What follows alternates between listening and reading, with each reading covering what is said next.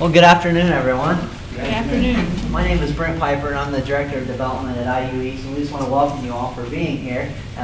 This is a great day for Indiana University East because we are finishing up our Faculty Showcase Series, which has been a wonderful success over the past several months, and we hope to continue this in the fall. And we ask that you continue to keep in touch with us, and we'll let you know when this is going to take place. And for those of you at home who are viewing on WCTV, thank you for taking part. Today, Jean Harper, who is Assistant Professor of English at IU East, is going to be making a presentation. Jean completed her undergraduate work at Earlham College. She graduated with an English degree, and her graduate work from Emerson College, which is in Boston, Massachusetts. She completed her degree there in creative writing. Jean teaches creative nonfiction, literature, and writing at IU East, and she's just a wonderful asset to our faculty. Today she's going to be talking about several items, and I'll leave that to her to review at the beginning. But one of those items is a book that she is getting ready to come out with within the next few weeks. It's called Rose City, a memoir of work. And this is already receiving raving reviews. She was just sharing with me. She's on a wonderful launch pad here when this goes out in the next few weeks. We also will have this available at the IU East Art Auction and Chancellor's Medallion next Friday, October the 7th. And she's going to provide an autographed copy of the book for anyone who wants to purchase that. So without further ado, Jean, I'd like to ask you to come forward and provide us with some light on Wayne County and all the work that you're doing. Okay. Thank you. Thanks, Brent. What I'm going to do today is show you some of the work that Dick Rodgers, my husband over there, and I have been doing the last couple of years. Dick is a photographer, and I'm a writer, or at least I like to think I am. And what we've been doing is traveling around Wayne County, looking at what is happening in the county, paying attention to things that strike us as interesting and looking for patterns. What I should say from the outset is that neither one of us is an expert on Wayne County. And looking around the room, I know that there are several people here who are. So I don't claim to be an expert, and neither are we writing a history of Wayne County. What we're doing is trying to find the people who are interesting, the stories that are interesting, and come up with a portrait of this county as it is right now. So what I'll be doing is showing you a digital slideshow and then reading as the slides play. And what you'll see is that some of the slides will correspond with the writing, and sometimes the slides will be doing their own thing and the writing will be doing its own thing, but they'll go in and out together. So you'll figure it out. And when I'm done, there will be time for questions. In his office in Centerville, Indiana, Steve Saloneker, farmer and businessman, graduate of Purdue University, is explaining land use, agriculture, and farming in Wayne County. Facts and numbers drop between us. 1.9% of Wayne County's population is in farming, he says. A typical Wayne County farmer needs 800 to 1,000 acres per man unit to be a full-time operation. An Amish farmer considers 80 acres a minimum. A farmer should spend no more than 45 minutes per acre of land. The land in Wayne County, tilled or not, is not the finest land for farming. The county's best land was taken by Interstate 70. Every mile of that interstate ate 40 prime acres of flat, dry, fertile soil. The rest of the county is wet and veined with field tile draining away the insistent water. The soil is heavy, streaked with clay. The topography of the county is wrinkled and scarred by the end of the Ice Age, those infamous retreating Wisconsin glaciers. The highest point in the county and the state is on Elliott Road in the northeast corner of the county at 1,257 feet above sea level. The lowest point, in a riverbed south of Abington, measures approximately 790 feet above sea level. That drop from highest to lowest measures 467 feet, a greater plunge than the descent from Cincinnati to New Orleans. Steve offers these facts and explanations, and then in their wake, musings on our present and our past and our future. People in Wayne County, he says, seem to want something more. More big business, more places to eat or buy things, more choices of what to buy. He shakes his head. It's not bad that we can't have everything, he says. We should recognize what we do have and not worry about what we don't have. And then he pauses. You wait for this pause. You don't interrupt it. Very quietly, he says, we don't know who we are in Wayne County.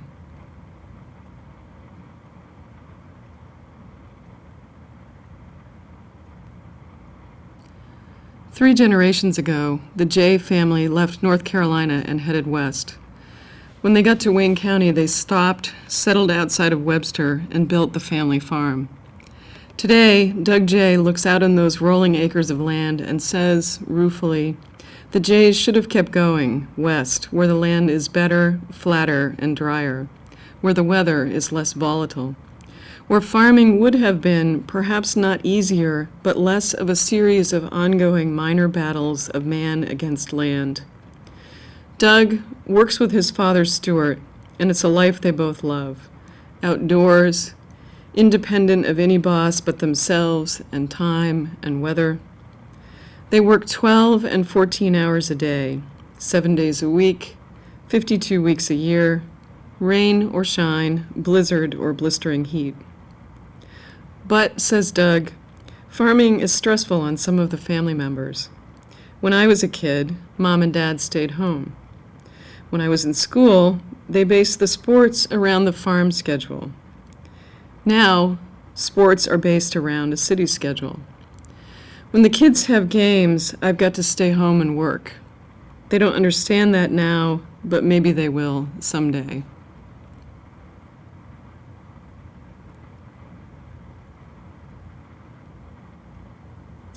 In the early fall, just after school begins, there's already basketball. On a Saturday morning, it's 3-on-3, organized by the Fairview Neighborhood Association. The players on the courts are kids from elementary through high school. They're from Richmond, the Fairview neighborhood, county schools like Hagerstown and Northeastern and Centerville, and from two of Richmond's private schools, Wernley and New Creations. The kids are every size, age, and shade of skin from palest Anglo-Saxon to darkest African American. The kids don't seem to notice. The adults, standing at the sidelines, separate themselves into ages and colors and classes and neighborhoods. But to the kids, all that matters is the game, and they play it with everything they have. Olin Moore sits on an overturned barrel outside the chain-link playground fence surrounding the courts. He is 79.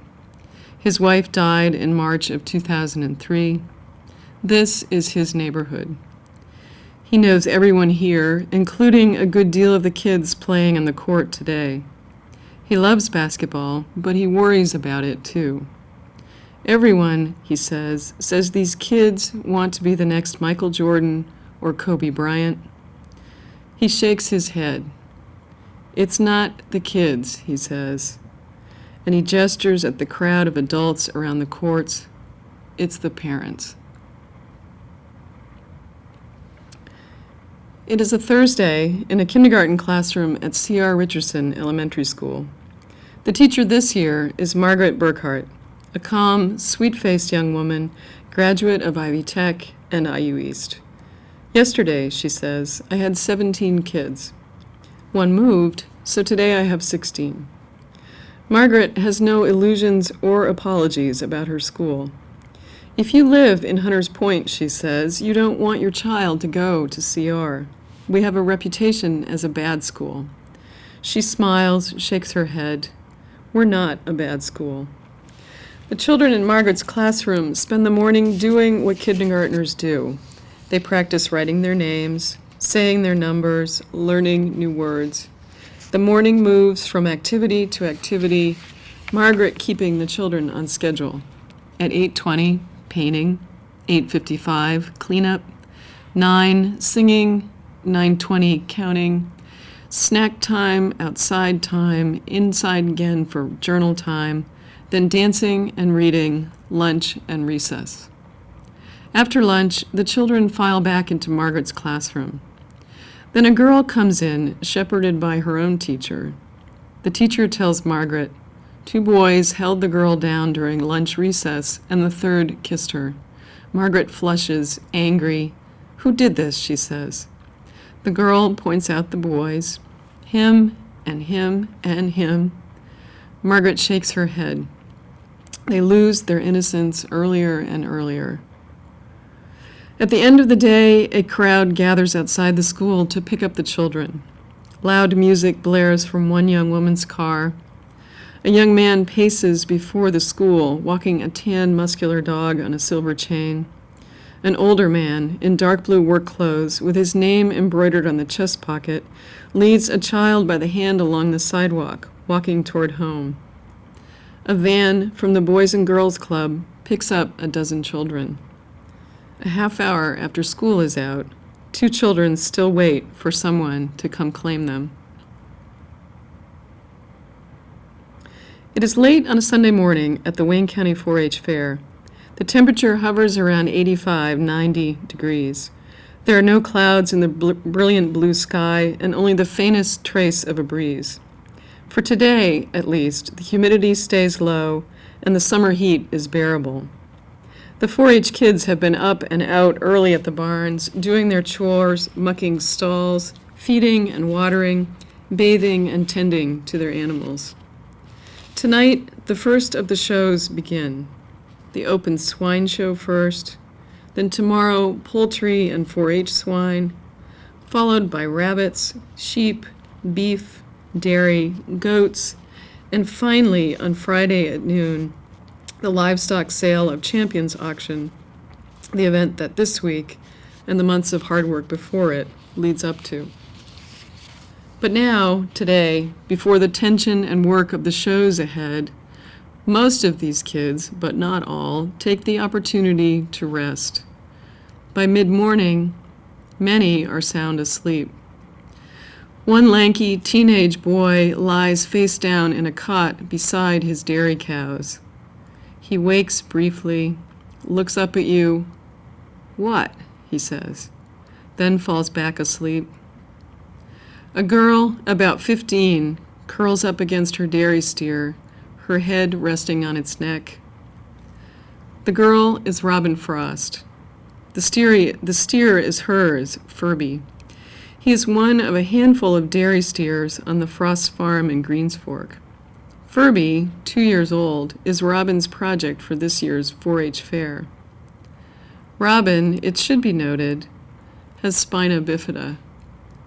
I tell people, she says, that I am no different than anyone else. I just have a different way of walking. In fact, Robin was told she would never walk. She was also warned she might not be able to show her steer. I had to bond with Furby, she says, so that he would really trust me. She reaches over to Furby and plants a kiss on his face. His eyes blink. His massive body shifts incrementally closer to Robin. I had to teach him how to walk with me, she says, how to walk like me, so he wouldn't get scared by my way of walking. On Wednesday night, Robin will walk Furby through his turn in the beef show. Win or lose, on Friday at noon, Furby will go up for auction. And then, on Friday afternoon, Robin will go home without him. On the wall of George Marinakas' shoe service shop, there hangs a detailed and perfect pencil drawing of a pair of orthopedic shoes. The drawing was done by Robin Frost for George as a Christmas present in thanks for the shoes he made for her. With those shoes, George says, Robin doesn't have to wear braces. Marinakas' shoe service has operated in Richmond, Indiana since 1928. The year that Theodore Marinakas, George's father, came to town to visit his wife's family. He was 29, had been in the United States since the age of 11 when he came over from Greece in 1910, alone on a ship in the hold, bound for America to learn a trade from a cousin in New York City, shoe repair. Theodore's son, George, came to work in the store in 1941 at the age of 12. Except for his time in the Army during the Korean War, George has worked at the store ever since. When his dad died in 1952, George took it over. George is now 76. Roger Bly has shined shoes at Marinakas for 30 years. He works by choice on the floor, kneeling in front of his array of tools, polishes, a large tin of saddle soap. His apron is stained from innumerable pairs of shoes that he rests tongue down, sole up between his knees. George jokes, "Roger has a clean apron." Roger interjects, "But if I wore it, it'd get dirty." Both men laugh at their old, well-practiced joke. In 1928, there were 12 shoe repair shops in Richmond. Now there is one, Marinakas. "It's almost like a dying business," George says. "They don't make shoes to repair anymore, only replace." Wayne County was once crisscrossed by canals and an interurban, and railroads and a bustling national road. We once made automobiles, we recorded jazz, we built pianos, we manufactured school buses, we grew roses. That was then. Today, the canals are gone, the interurban is a memory, the railroads are rusted skeletons, and the national road is eclipsed by the interstate. We make no automobiles, record no jazz, build no pianos. School buses are no longer manufactured here, and the greenhouses where roses grew are gone. So who are we now? This is Wayne County in numbers. 404 square miles of land, about 258,000 acres. 70,000 people, more or less. Slightly more than half of us live in the county seat of Richmond. 92% of us are white. 5% of us are black. 2% more or less are brown. 2/3 of us have finished high school. Less than a quarter have finished college. We work in factories. We work in retail. We work in warehouses and manufacturing and construction. We work in education, healthcare, fast food, Walmart. 2% of us farm. 10% of us officially are out of work. In reality, probably twice that. As you drive around the county, looking at one small town after the next, perhaps these numbers matter, but it is the quietness that strikes you the most. Empty streets, vacant sidewalks, stores open for business, but in most, only a trickle of people coming through the doors. You begin to wonder what did it. What began the slow demise of small towns in Wayne County?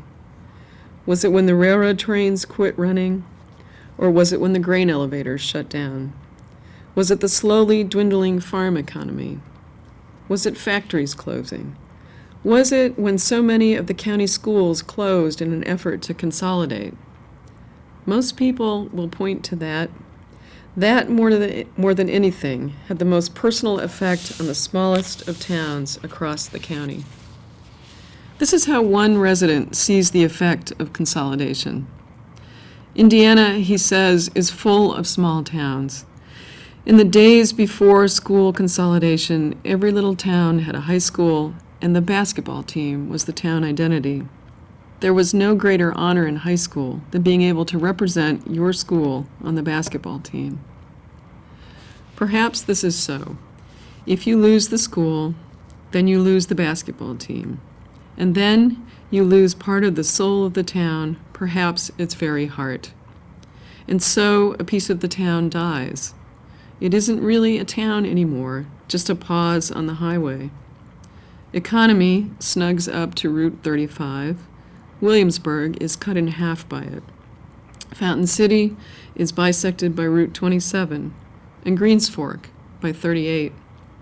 Route 227 runs right through Boston, Middleborough, Whitewater, and Bethel. Route 40 slices through Dublin, Mount Auburn, East Germantown, and Pennville. Milton gets cut in half by Route 1. A few of the small towns are off the beaten path: Abington, Webster, Jacksonburg, Dalton, and Franklin. Some of the smallest of these towns are barely considered towns at all anymore, depending on what map or list or person you consult. In the small town of Economy, population 200 or so, most of what was the town is gone, and gone long ago. The hotel that stood in the early 1900s is gone. The school, all grades, is gone. The high school graduated its last class in 1962. The elementary and junior high closed in 1973. The restaurants are gone. The grain elevator is closed. The railroad quit more than 15 years ago. What remains are fragments of a town: the post office, a tool company, and at the heart of the town, a general store and service station, Kit's Economy Service. The service station half, the east side of the building, is run by Cameron Kitts, son of Dick and Martha Kitts, who run the grocery and general store on the west side of the building. The store first opened in 1938. The current building was erected in 1952, and Dick and Martha took on the business in 1971. Inside the store, the phone rings constantly. The door opens and closes, people stopping in for this or that. We've got a little of everything, so you don't have to make the trip to Richmond, Dick says. Richmond is 23 miles away down Route 35. If you need cigarettes or pop or canned tomatoes or paper towels or just to sit and talk a while, in Economy, Kitts is where you go. Economy, like many small towns, is a town with layers of memory. Dick remembers how it used to be. Martha, too. When I was a junior in high school and Dick was a senior, she says, we had a school trip to Chicago. We all trooped down to the station with our little suitcases, and we rode the train all day. All day. Dick nods. Then you stopped at every little town, he says. Every little town between Economy and Chicago. That was the first time I had ever been on a train, Martha says. And then she laughs. It's the only time. But then the trains stopped coming through, and 10 years ago, they tore up the tracks.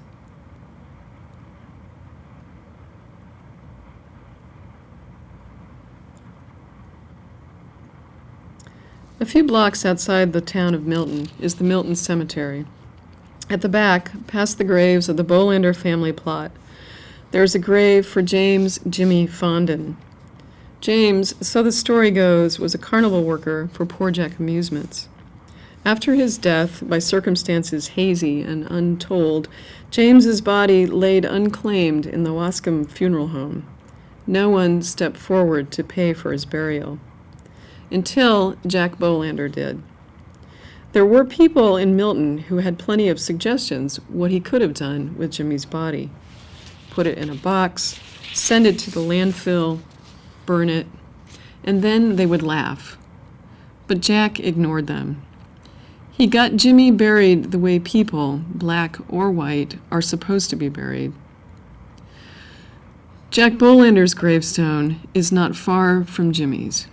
Jack's stone is a full-color etching of Poor Jack Amusements, the carnival he ran until his death in 1997. On the stone, there is the Skywheel, the Gravitron, the Wipeout, the Zipper, the merry-go-round. At the ticket booth, a line is forming. The midway is bustling with people. A full moon is just beginning to rise above the horizon. At the Wayne County Administration Building, the Board of Zoning Appeals is hearing a list of petitions to split parcels of land, to build, to rezone. Sarah Davis of Fountain City has an idle hog farm that she has sold to Natural Pork Production 2 of Harlan, Iowa. NPP2, as its employees like to call it, is a confined animal feeding operation, and today they explain what that means. A PowerPoint presentation glows on the screen. Facts pile up. 11,000 sows under one roof, 4,800 isolines produced a week, 6-mile-long hoses to spread the manure, 60,000 gallons a day of water use, a compost heap for dead sows. It is so hot from the decomposing bodies that a dead sow will be reduced to bones in a week. There is a horror to this that I cannot shake, yet NPP2 touts the benefits to the community. 35 jobs, $10 an hour jobs, the need to purchase corn and soy from local farmers, money back into the community. When the presentation is over and there is time for rebuttal, 2 people in the audience and only 2 get up. Neither is articulate enough to stem the tide. For now, the board votes to delay a decision. They will take their time, get more facts. Still, despite their admonition that this confined animal feeding operation is not a foregone conclusion, we all realize it most probably is. Inside the E.G. Hill greenhouses, slow, wet snow falls through broken panes of glass. Thousands of roses once grew here. Now, the 200-foot-long raised beds of soil stand empty.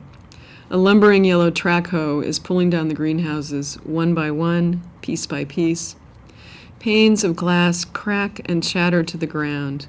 The metal skeleton of the greenhouse torques and snaps, is crushed and flattened under the rubber track of the giant machine. The rose plants that grew here once stood 6 and 8 and 10 feet tall, hybrid teas and floribundas and sweetheart roses. The greenhouse air was thick with the scent of them. Now the air smells of old soil, new snow, and diesel fuel. The greenhouse will be recycled, aluminum and metal into cash, and in a few months it will be gone. In a small house in front of the greenhouses, I am walking through offices littered 4 and 5 inches deep with papers and ledgers and spiral-bound notebooks. Everything is layered with a scrim of dirt and footprints. Here is an anniversary catalog of roses from 1931, an award from the governor, 1956, a yellowed newspaper, 1974, thick bundles of canceled paychecks rubber banded together by year, 1996, 1993, 1992. I pick up some of the checks and walk outside into the light to read their names. Larry and Russell and Julie and Ray. The low grinding of the track hoe, a half dozen greenhouses away, pauses. The driver climbs down. "Can I help you?" he says. This is not what he really means, but this is the polite Midwest, so that's what he says. I walk toward him talking. I mention a name, someone who said I could be here. He knows the name. "Sure, okay," he says. We regard each other. The snow is still slowly, silently falling. It falls on us, on the notebook in my hand, on the ruins of the greenhouses. The snow is falling faintly all across the county. That's a excerpt of what we're doing in our project.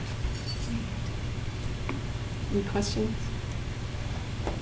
What's the final product?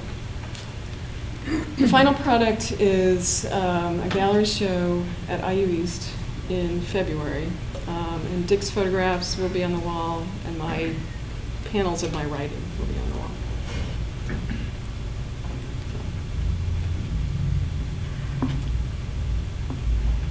Will you talk about your book a little?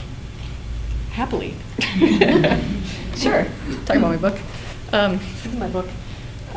This is actually not my book. It's a very close facsimile to my book. It's an uncorrected bound galley or whatever they call them. Proof. Thank you. It's my first book. Can you tell?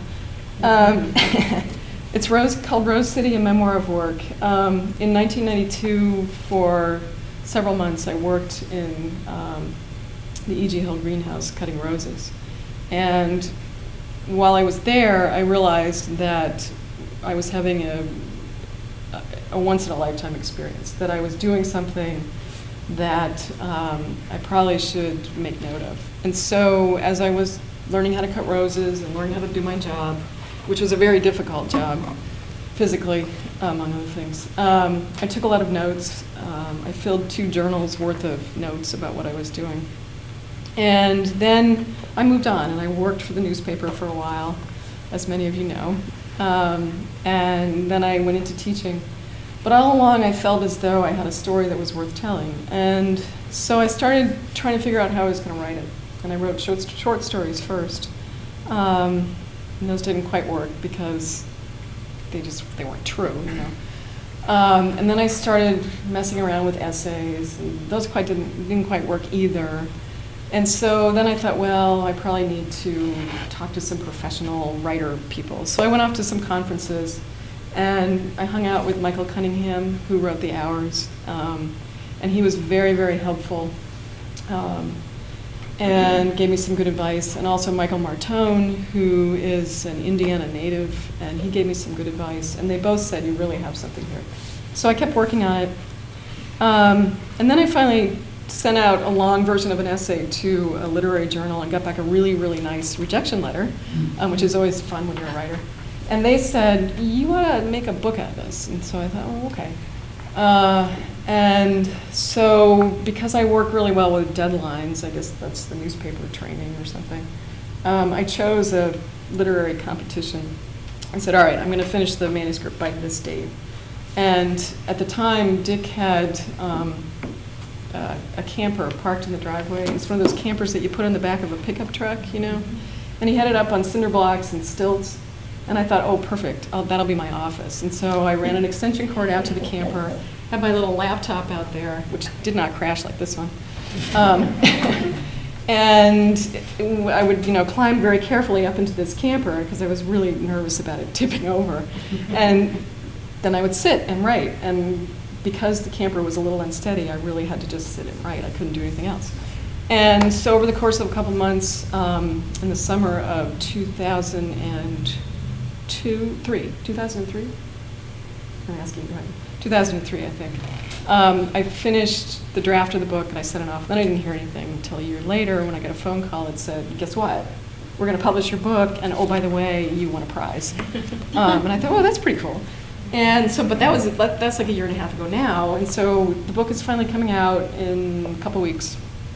And it's getting really nice reviews. People like it. But I think the most gratifying thing is that I've talked to people who've actually worked at the greenhouse, cutting roses or packaging roses or sorting them, and they've said, yeah, you got it right. That's really, and that to me is the most gratifying thing that I got. I got the details of the work right. So that's my book. Anyway, questions about the Wayne County project that I could answer, or you look like you have a question. Oh, no, I'm just very much interested because I've been up to here all my life with history of Richmond, and these are just names around the county, and so you have a little narrative about the county itself. Yes, sir. Doesn't Lindley still maintain a hybridizer operation over at the old Wanambi? He does. Yes, he still yes, there is. The greenhouses where the roses were actually produced are gone. The E.G. Hill greenhouses are gone. Right. The Joe Hill greenhouses are leased out to, I'm looking at my friend, Cher, who... Natural Beauty bedding plants, and they're leased out. Yeah, That's somebody out of Wisconsin? Yeah, I think so, yeah. But he still is doing the yes, the hybridizing. company still, Yeah. I mean, I shouldn't mislead you. The greenhouses are gone, and the level of production of roses is gone, but there's still, the Hills Floral Group still exists, and they're still doing business, yeah. So,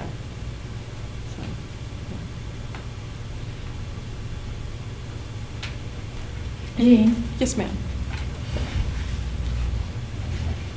For those of you who don't know, and you probably all know, this is Kitty Sheets from Fountain City. That's my brother, and we came because of the rose thing, and there's our dad. Oh, for heaven's sake. cutting roses. Who's your dad? His name is Charles Vance. He's passed away now. Do you know Charles who? Charles Vance? Yeah. But he cut roses, and then our mother lived or worked across the street from where we lived, Hill Floral Products, Yep. and she packaged them. Now my daughter works there now in the office. Isn't that something? He's talking about how tall they were. They are. Well, you can't, it's a tiny picture, I'll pass it around, but one of the things that, it's in the book too, one of the things you do as a rose cutter is you have this long basket that goes in front of you, and it's made out of, it almost is like really heavy screening. And you have a strap that goes around your back, and you cut with this, well, if you're right-handed, you cut with this hand, and then you have a counter in this hand, and so you're reaching into these rose plants, which are, this high, and you're cutting, and you're cutting, and you're cutting, and you're putting the roses here, and you're clicking to keep count of how many roses you have. This teeny tiny little picture shows you what that's like. And one of the things that happens when you're cutting roses is that you're reaching into these plants, and even if you have long sleeves on, when I worked there, my arms were just cut with thorn things all the time. So it's a very uncomfortable job. It's very hot in the greenhouses, 90 degrees a lot of the time, 95 in the summer. And the people, one of the things that I found working there is that the people in the greenhouses, though, for the most part, not everyone, but for the most part, were people of enormous strength and resilience and grace, which I was really moved by that. And they were very welcoming to me, some weird kid who went to Earlham and grew up on the East Coast, and here I was cutting roses. What was I doing there? But they were very nice. They were very nice to me. So it was an interesting experience. Now everything out there is total speed. All the flowers are cut in South America, all of them shipped A little up here. different. The semis are on the road, and with computers, they know where that guy on the road is, what he's driving or smoking or whatever it is before he pulls in here, and all goes to sandwich crush throughout America. Things change. When did you work there? I worked there in '92, so a while ago. Who'd you work for? Who was my supervisor? His name was Slim. We have a cousin named Slim, but I don't think. His name was, well, it was his nickname, obviously, but, and in the book, he's not Slim. What I did in the book was change a lot of people's names and You talking about details. Raymond Webb? Yes. Yeah. Good man. Yes, he's a very nice man, an incredibly nice man. He'd worked at the greenhouse for years and years and years, and he was one of the best, probably not one of the best, but he was a really good rose cutter. He was just very adept at getting the roses out. On a good day, someone like he could cut up to 600 roses an hour. And you can imagine that. I never got that good. I was maybe 300 an hour, which is really not that fast. But yeah, there were people who were just amazing. I mean, it was like they were breathing the way they were cutting roses. It was incredible. So, do you want to hear a short chunk of this? Okay. All right. One of the stories that came out, or was interesting to me when I was there, and interesting is kind of the wrong word, there was a young woman who had just started as a rose cutter when I did, and we went through training together. And she actually left a good job at, I want to say Kmart, Walmart, Walmart wasn't here yet, Kmart I think, to come work at the greenhouse because her boyfriend was there. And so she left a pretty safe job, pretty easy to come work at the greenhouse because this guy that she had just hooked up with was there. And shortly after she started working at the greenhouse, she became pregnant. Now, if you think about greenhouse work, one of the facts of greenhouse work is that there are a lot of chemicals. Insecticides, herbicides for the weeds, pesticides. And a lot of those come with heavy-duty warnings about what it can do to you and what it can do if you're pregnant to a developing fetus. So this passage, this very short chapter, is about when the young woman who in the book I call Sammy Jo, and that's not her real name, tells us that she's pregnant and what happens. And the chapter is called Babies. One day in late September, on our lunchtime break, we sat and ate inside the greenhouse. We'd had a good morning, a light cut, all of us in reasonable moods. The weather was cool that day with a gentle breeze that bore the faintest scent of burning brush. That day, as we sat and ate, Sammy Jo told us that she had some news. She announced lightly that she was pregnant. Her boyfriend, Travis, who worked in another crew in the greenhouse, was the father, she told us.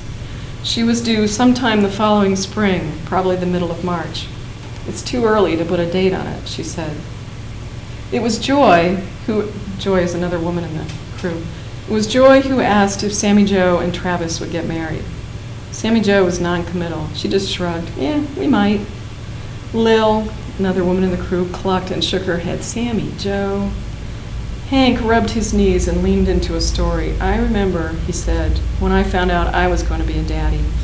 It was the same day I lost my job over to the bus plant. I lost my job, and my girlfriend told me we had a problem. So I got me a job at the greenhouse the next day, got married the week after that. And you've been married since, ain't you, Hank? Lil said. Yep, I have. He added, been cutting roses since, too. He stretched his legs out in front of him, worked his boots into the gravel walk. 38 years, he said. Not a bad life, is it, Hank? Nope, it's all right. Sammy Jo tapped out a cigarette. She and Travis, she said, couldn't afford to get married right away. She wanted to go back to college and get her degree in office technology. And Travis, he wanted to get his commercial driver's license, his CDL, and then he could drive a semi, make good money. They had plans. I realized, as she talked, that she must have been pregnant when she'd taken the job at the greenhouse. That she was pregnant when she and I sat together those 3 days in the training sessions, learning about pesticides and fertilizers. That she was pregnant when we all took the quiz that tested us on our understanding of the hazardous nature of the materials with which we would work. She had aced that quiz just as I had, just as everyone had. So you'll quit working here, right? I said.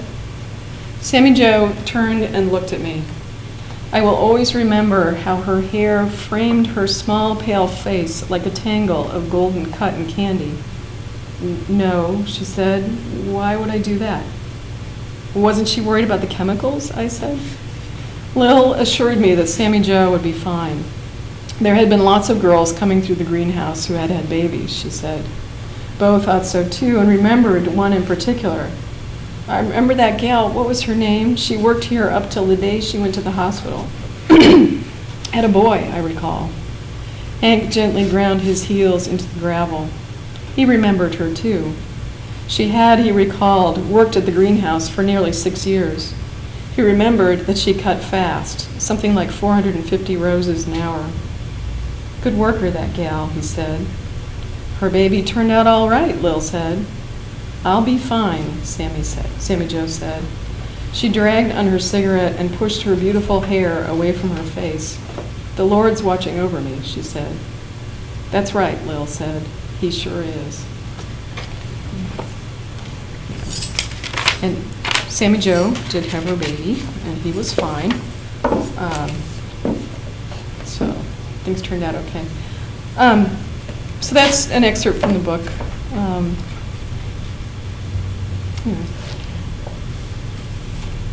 What date did you say you'll be signing those? As soon as they appear. It's due out in a couple weeks, so whenever You will it's due. notify the Palladium? I will notify the Palladium, yes. The publicity machine will go into action. Not that there's that many read the Palladium anymore. It's there. Anyway, so, well, thank you all for coming. I appreciate you being here.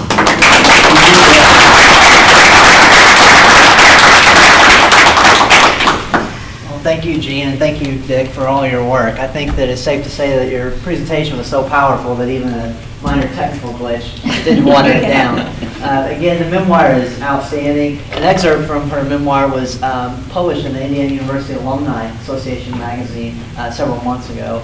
And you can tell just from listening to a small excerpt here that you feel like you're there. I mean, it's really incredible. And this county is very fortunate. I've only been here 2 years, so I can't begin to appreciate, like folks around the table here who've lived here all their lives, the work that you've done. And we're really looking forward to the exhibition in February. So thank you. That adjourns our meeting and time period today. Again, we'll be continuing with the faculty showcase after the first of the year, so keep in touch. You can probably check out our website for updated information, and we'll be sure to let you know what next steps are. Thank you.